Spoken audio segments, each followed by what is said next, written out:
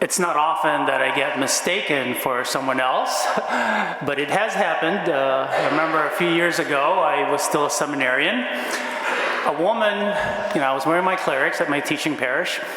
A woman approached me after Mass that one Sunday. And so she started saying things that simply did not make sense to me. Like, I wasn't making the connection at all. She was saying things like,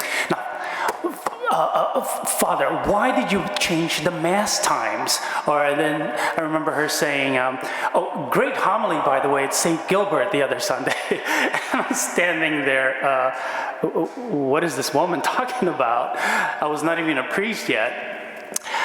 Well, needless to say, I was not the person that she thought I was. No, I could have pretended and just played along, but that would not have been honest. Besides, I don't play games. I just don't. Mistaken identity. Our identity is in question in today's gospel. Here we witness John the Baptist being asked if he was the Messiah. Now keep in mind that in those days, the messianic expectations were running high in Israel as people longed for deliverance from the Roman rule.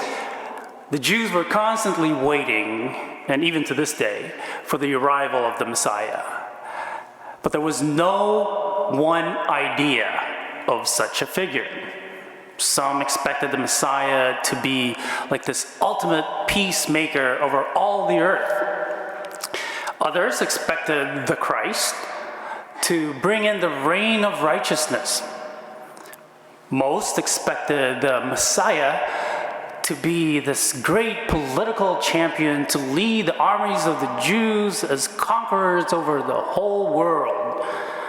And still others expected the Anointed One to be some supernatural figure sent straight from God. And so it was only natural for John to be asked if he was the Messiah, for he's got quite a following already and has developed quite a reputation for himself. And when the priests and Levites posed to John the question, "Are you the Messiah?" John had to make a choice. Out of pride, he could have affirmed his self-importance. Out of fear, he could have refused to answer at all. But John did neither of those things. Instead, he firmly denied being Christ.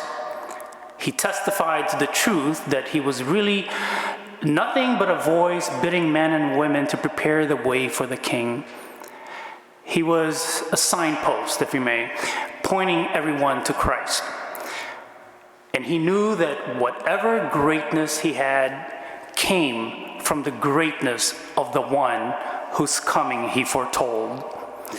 It is precisely because of this that Scripture honors John the Baptist for his courage, his honesty, his humility, and his integrity.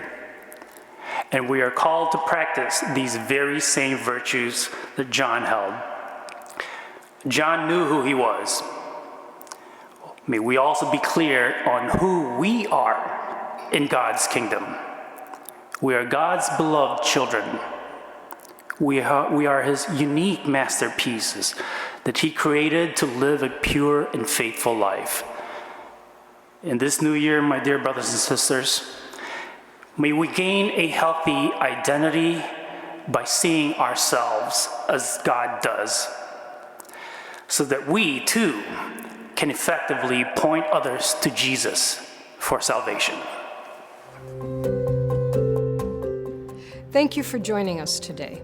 Our digital ministry provides a valuable service to parishioners and visitors alike. Daily and Sunday Mass, funerals, weddings, and fireside chats, among other things, can be seen locally, throughout the country, and even the world, in real time or at one's convenience.